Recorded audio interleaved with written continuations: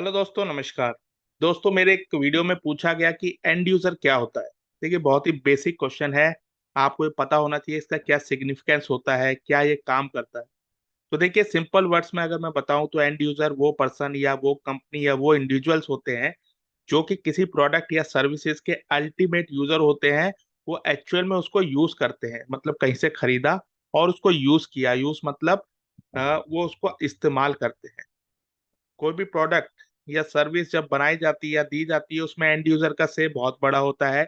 उनको मद्देनजर रखते हुए भी इसको डिजाइन किया जाता है। अब एंड यूजर से मिलता जुलता एक और वर्ड है जिसे हम कस्टमर कहते हैं। तो कई बार ऐसा होता है कि जो कस्टमर्स होते हैं वही एंड यूजर होते हैं। जैसे कि मैंने MS ऑफिस लिया, MS ऑफिस का जो है वर्जन लिया, उसको खरीदा और उसको मैंने अपने कंप्यूटर में यूज कर रहा हूँ, डेली उससे मैं काम कर रहा हूँ। तो यहाँ पे कस्टमर भी मैं हूँ और यूजर भी मैं हूँ। ठीक है, एंड यूजर भी मैं हूँ।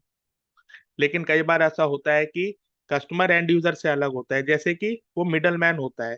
यानी उसने कोई प्रोडक्ट खरीदा, उस प्रोडक्ट को वो आगे बेच देगा। जैसे कि बहुत सारे आपने देखे ट्रेडर्स होते हैं या फिर जो दुकान वाले होते हैं। दुकान वाले भी तो कई प्रोडक्ट खरीदते हैं, उन प्रोडक्ट्स को वो लोग आगे बेच देते हैं।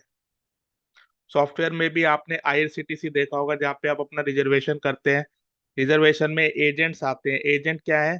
उसका सब्सक्रिप्शन लेते हैं, वो IRCTC को कुछ पैसा देते हैं, और जिन लोगों के लिए वो जो भी रिजर्वेशन करते हैं उनसे भी कुछ एक कमीशन लेते हैं। तो यानी वो यूज तो कर रहे हैं लेकिन वो एंड यूजर नहीं है।